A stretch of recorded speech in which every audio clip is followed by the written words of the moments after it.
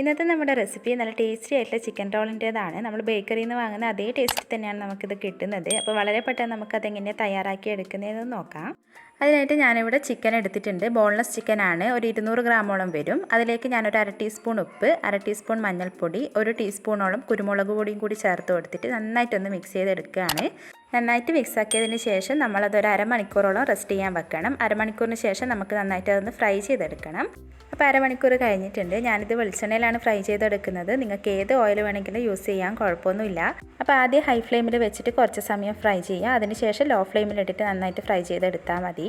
അപ്പോൾ എൻ്റെ ചാനൽ ഇതുവരെ സബ്സ്ക്രൈബ് ചെയ്യാതെ ആരൊക്കെ കാണുന്നുണ്ടെങ്കിൽ പ്ലീസ് ഒന്ന് സബ്സ്ക്രൈബ് ചെയ്ത് സപ്പോർട്ട് ചെയ്തേക്കണേ. അപ്പോൾ നമ്മുടെ ചിക്കനൊക്കെ ഇവിടെ നന്നായിട്ട് ഫ്രൈ ആയിട്ട് വന്നിട്ടുണ്ട്. ഈ ഒരു ടൈം ആകുമ്പോൾ നമുക്ക് ഫ്ലെയിം ഓഫ് ചെയ്തിട്ട് അത് അവിടെ മാറ്റി വെക്കാം. അത് തണിഞ്ഞതിന് ശേഷം നമുക്ക് അത് നന്നായിട്ടൊന്ന് ഗ്രൈൻഡ് ചെയ്തെടുക്കണം.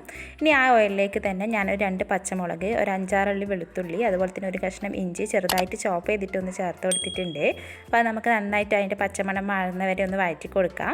പിന്നെ അതിലേക്ക് ഞാനിവിടെ 2 മീഡിയം സൈസ് സവാള ചെറുതായിട്ട് അരിഞ്ഞിട്ടൊന്ന് ചേർത്ത് കൊടുക്കുന്നുണ്ട്. അപ്പോൾ അതും കൂടി ചേർത്തിട്ട് നന്നായിട്ടൊന്ന് വഴറ്റിയെടുക്കാം. നന്നായിട്ട് വഴറ്റി വരാനായിട്ട് അതിലേക്ക് ഒരു 1/2 ടീസ്പൂൺ ഉപ്പും കൂടി ചേർത്ത് കൊടുത്തിട്ട് നമുക്ക് വഴറ്റി കൊടുക്കാം. പിന്നെ 1 ടീസ്പൂണോളം ഗരം മസാല, അതുപോലെ 1/2 ടീസ്പൂൺ മുളക് പൊടി, പിന്നെ ഒരു 1/2 ടീസ്പൂണോളം മല്ലിപ്പൊടിയും കൂടി ചേർത്ത് കൊടുക്കാം. പിന്നെ ഒരു 1/4 ടീസ്പൂൺ മഞ്ഞൾപ്പൊടി.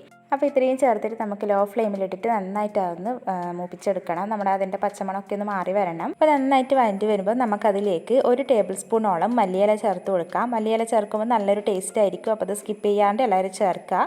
അപ്പോൾ അതും കൂടി നന്നായിട്ട് വഴണ്ടി വന്നു കഴിഞ്ഞാൽ നമുക്ക് നേരത്തെ മാറ്റി വെച്ച് നമ്മുടെ ചിക്കൻ ചേർത്ത് കൊടുക്കാം. ചിക്കൻ ഇതുപോലെ മിക്സിയുടെ ജാറിലിട്ടിട്ട് ഒന്ന് ഗ്രൈൻഡ് ചെയ്തിട്ട് വേണം ചേർത്ത് കൊടുക്കാൻ വേണ്ടിയിട്ട്. അധികം പൊടി പോലെ ആയി പോകണ്ട, ഇത്ര മതിയാവും.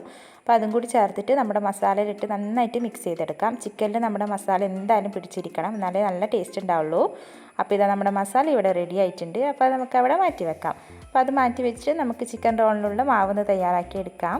അപ്പോൾ അതിനായിട്ട് ഞാനൊരു മിക്സിയുടെ ജാറിലേക്ക് 1 കപ്പ് അളവിൽ മൈദയാണ് ചേർത്ത് കൊടുത്തിട്ടുള്ളത്. അതിലേക്ക് ഒരു മുട്ട പൊട്ടിച്ചൊഴിക്കാം.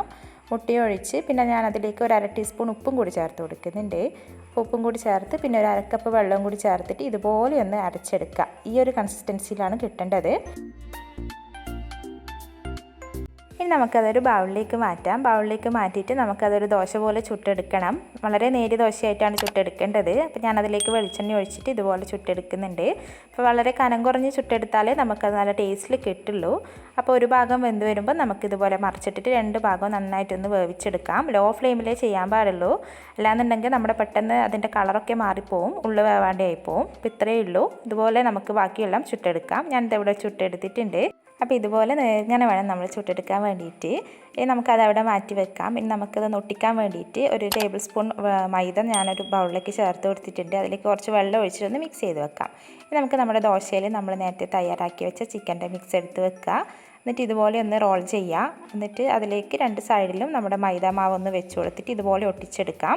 ഇതൊരു മെത്തേഡാണ്. നിങ്ങൾക്കിത് ചെയ്യാൻ വല്ല പ്രയാസം തോന്നുന്നുണ്ടെന്നുണ്ടെങ്കിൽ വേറൊരു മെത്തേഡ് കൂടി ഞാൻ കാണിച്ചു തരാം. ഇങ്ങനെ ചെയ്യുകയാണെങ്കിൽ നമുക്ക് സൈഡൊന്നും കട്ട് ചെയ്യേണ്ട ആവശ്യമില്ല. അതുപോലെ തന്നെ മടക്കിയെടുക്കാം. പക്ഷേ മടക്കുമ്പോൾ ചെറിയൊരു പ്രയാസം ചിലപ്പം തോന്നും. അങ്ങനെ തോന്നുവാണെങ്കിൽ ഞാൻ കാണിച്ചു തരുന്ന മറ്റേ മെത്തേഡ് വഴി നിങ്ങൾ ചെയ്താൽ മതി. അപ്പോൾ ഞാനതൊന്ന് മടക്കിയെടുക്കട്ടെ. എന്നിട്ട് മറ്റേ മെത്തേഡ് ഞാൻ കാണിച്ചു തരാം.